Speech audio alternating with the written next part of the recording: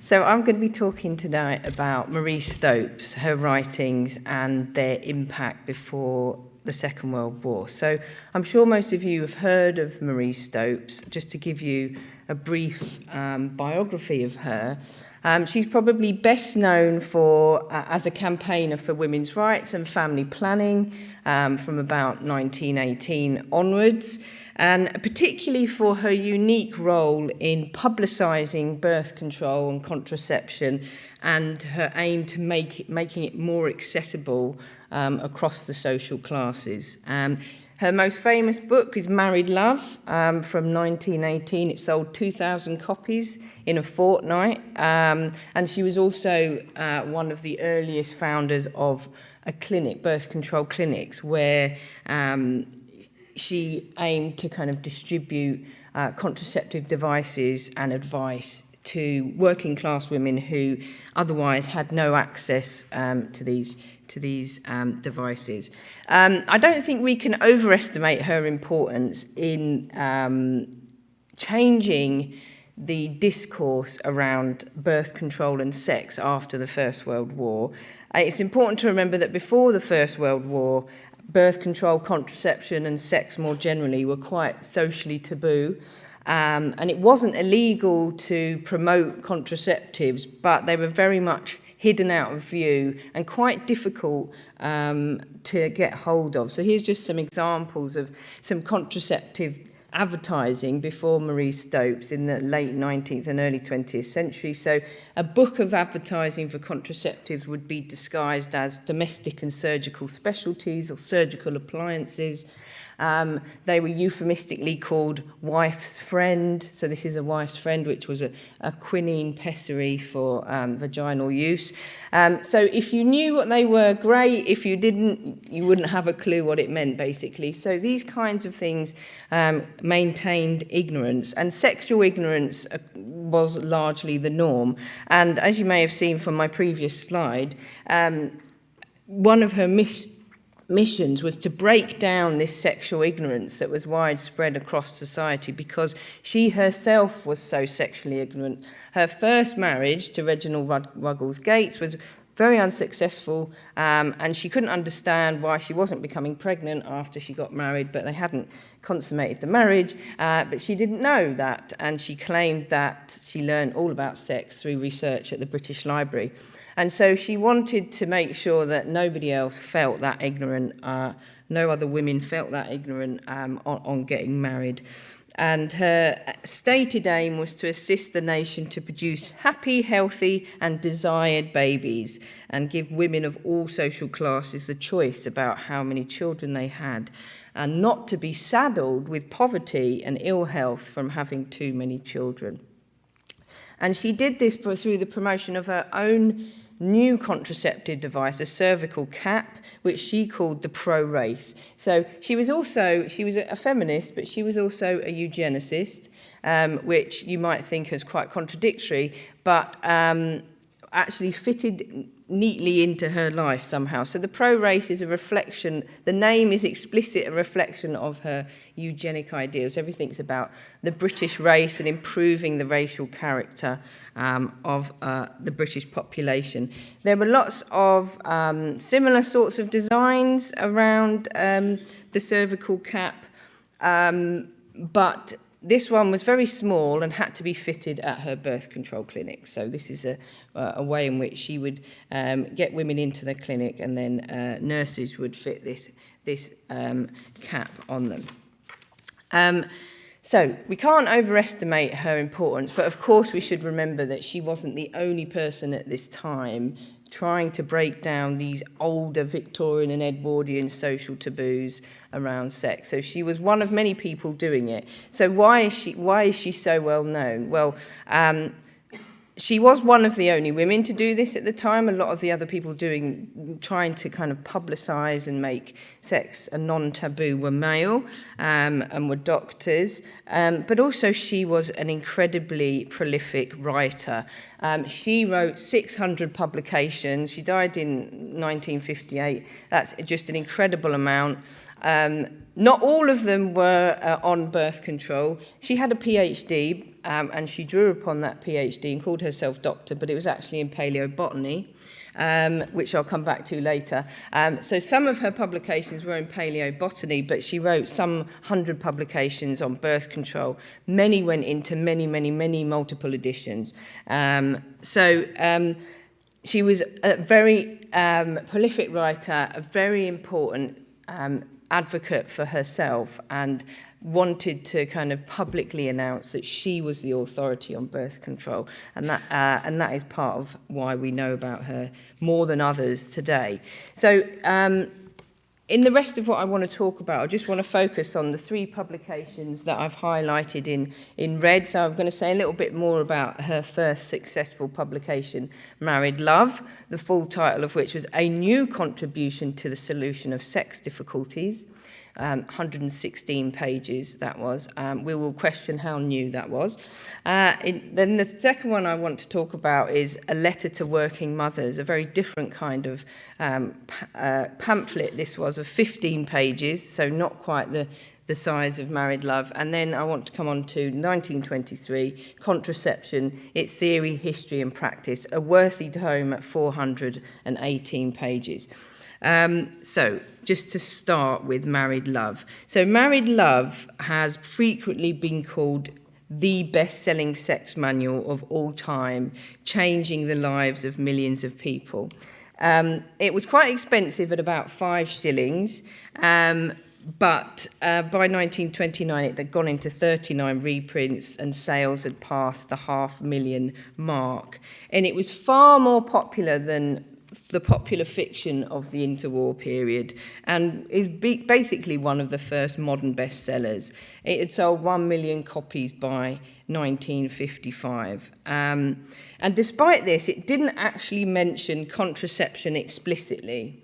But what the success of this book largely comes down to her positioning of the text as both old and new. So just to give you an example, she was trying to draw on the new scientific language of the science of birth control that was emerging in the interwar period. So to really be explicit about what happens during sex and how babies are made, to break down that ignorance. So in some aspects of the book are very explicit, and I've put a quotation at the top there, so I won't read it, you can read that for yourself.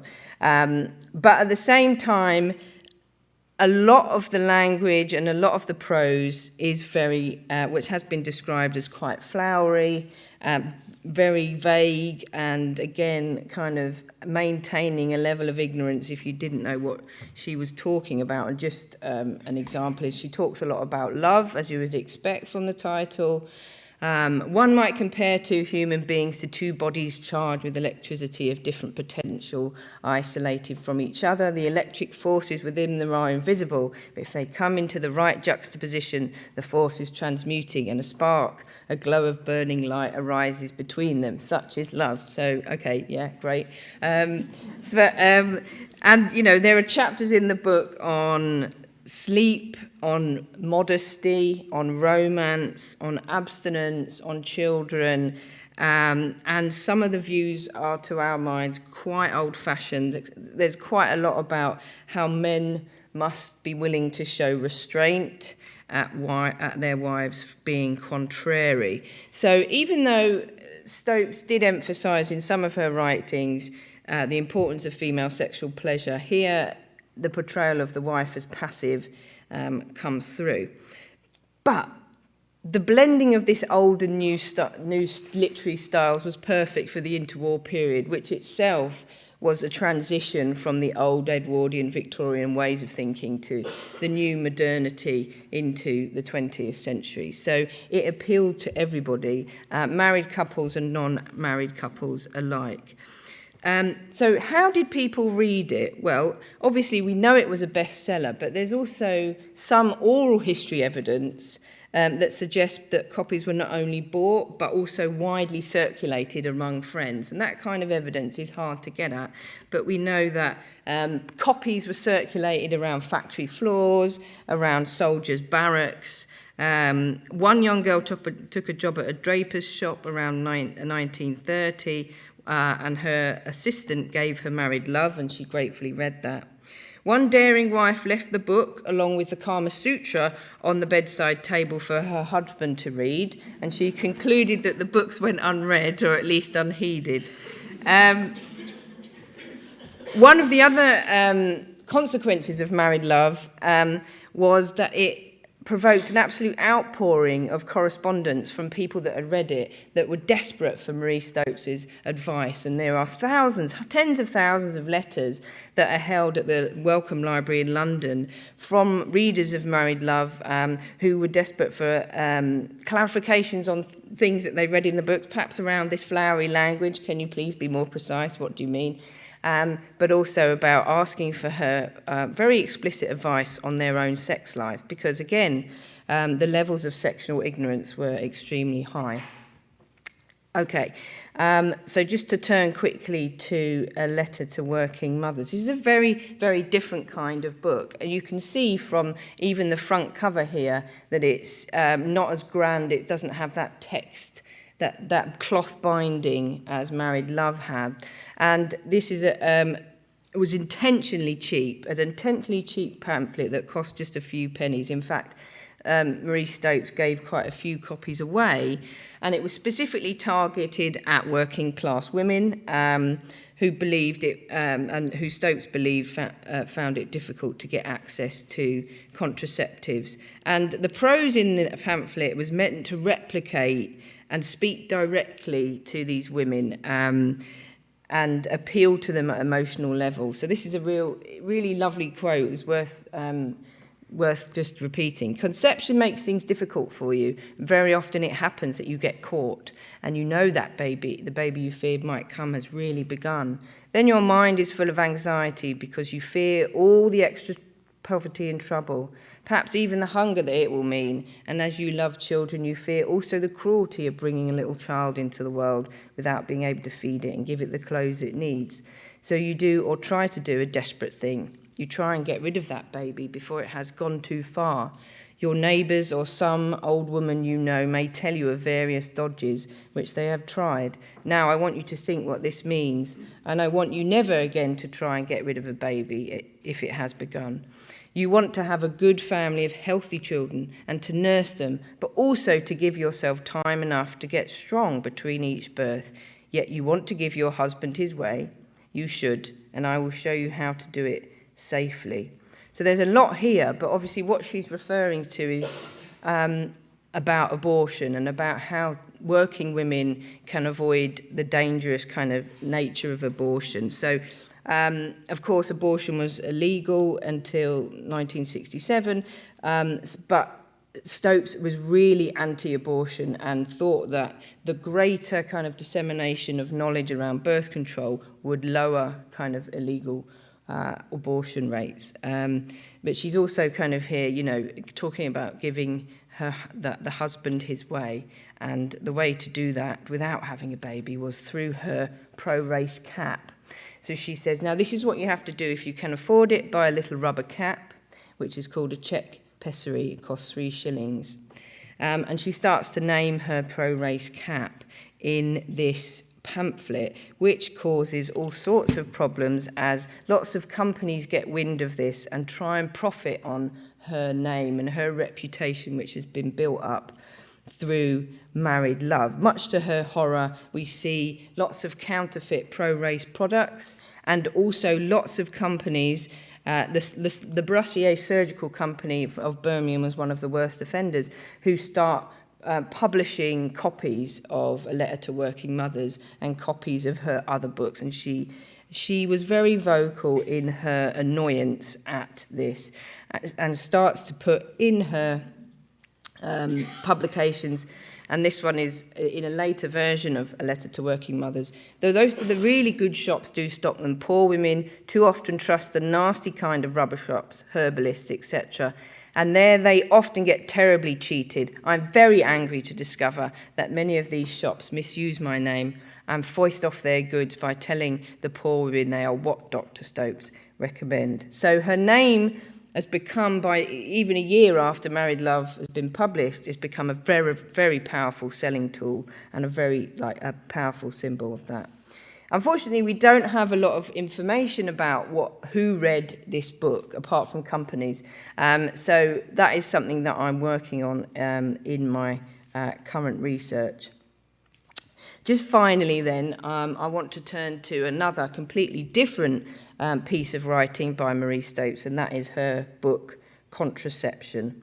In contrast to both Married Love and A Letter to Working Mothers, Contraception was actually targeted at the medical profession. So remember, Stopes wasn't a medical doctor, but she traded on her doctor title, which many doctors did not like, and used this book specifically to enhance her medical credibility, while at the same time trying to fill gaps in medical knowledge, because at the same time there were lots of doctors, medical doctors, who were very ignorant around birth control and even, conception itself. And so this book has been described as a scientifically staged textbook. So it was obviously huge, at over 400 pages. It looks like a textbook on the outside. On the inside, it adopted many of the features of a medical textbook, the relatively sober prose style. It contained extracts from respected authorities like Havelock Ellis and Sigmund Freud, and was also endorsed by a number of doctors too. And she also included case histories of women that had come to her in the clinic. So this is an example. Woman, very delicate, warned against pregnancy by more than one doctor, 14 times pregnant between 1900 and 1921, 9 children born alive, of whom 4 died, 5 miscarriages. After the last miscarriage had been 9 weeks in hospital. So from that alone, that case alone, it's just, horrific, and gives you a sense of why she was so keen to spread the gospel of birth control, essentially. She also used the contraception book as a way of challenging myths around birth control. So there's all these kinds of old wives' tale around, continuing lactation being an effective contraception. Whether you sit upright at the moment of ejaculation, that stops you becoming pregnant, or coughing violently. So she was very keen to challenge these kinds of ongoing myths. But at the same time, she replicated a lot of myths as well, because she herself was quite ignorant. So to our mind, things like, she said stuff like, it should not be forgotten that in normal coitus properly performed, the orgasm of the woman is of direct assistance towards achieving the result of conception. And obviously lots of women said, but I've never had an orgasm, but I've had 14 children. She said, well, that varies. You might not have felt it. It varies greatly between women, is how she explained that. So what was the reader response to this textbook? Initially very hostile. Many medical publications and medical journals, like the BMJ, the British Medical Journal, refused to include information about it and endorse it. And Marie Stopes was very forceful and repeatedly bothered people and wrote letters to get them to include it in medical journals. And eventually the Lancet agreed, and it took till 1941 for the British Medical Journal to agree, but by that time its controversial character had kind of vanished. Other doctors were very unconvinced of the book's merit and remained concerned that Stopes made recommendation on the basis of her non-medical qualification. One of her most vocal critics was Norman Hare, who was also a birth control advocate at the time, and a medical doctor. And he made a plea for non-medical doctors to stop writing erotic treatises on contraception that included misleading information. So that was a dig at her, and she didn't take too kindly to that. He was particularly vocal of the cervical cap, and he said that it was had an 86% failure rate, and then there were lots of Marie Stopes babies around, and she did not take kindly to that either. But a large number of doctors did benefit from this textbook and wrote to her and purchased the pro-race cap, recommending it to their patients. And she even addressed branches of the BMA across the country. And it's also thought to have been the inspiration for subsequent medical works into the late 1920s and into the 1930s. And even by 1931, Norman Hare was warming to her. He was like a Stopes nemesis. She had many nemeses, and he was one of them. But by 1931, he said, "I've just read the new edition of Contraception, and although there are a few minor points on which I do not agree with you, I was surprised to find what a very little real difference there is between our opinions on all the larger issues. I do congratulate you most heartily on it." And she wasn't convinced by this, and they weren't friendly, put it that way. Anyway, and he also said that she made too much of her own priority in the field, which wasn't true, which she didn't like. Right, so I'll just quickly wrap up now. So hopefully, as I've demonstrated, Stopes and her publications played a very important role, a hugely significant role in making contraception a popular and respectable topic of public discussion in the interwar period. And whether people started using these contraception methods are a different matter, but nonetheless she made it a respectable topic of public discussion. And the sheer number of her writings and the fact that she was so prolific and such a good self-publicist made this all the more significant and was a key reason for her role. And the skill at which she targeted her publications at different audiences. So Married Love we had that blends these literary styles of old romantic styles that doesn't really say much with the new scientific style, was the key to kind of appealing to married couples across the country. The Letter to Working Mothers was a direct emotional appeal to working mothers to try and prevent poverty and abortion. And Contraception as a direct target, maybe possibly an attack at the medical practitioners to fill gaps in medical knowledge, but also challenge their authority and very much contained the features of a scientific textbook. So thank you very much.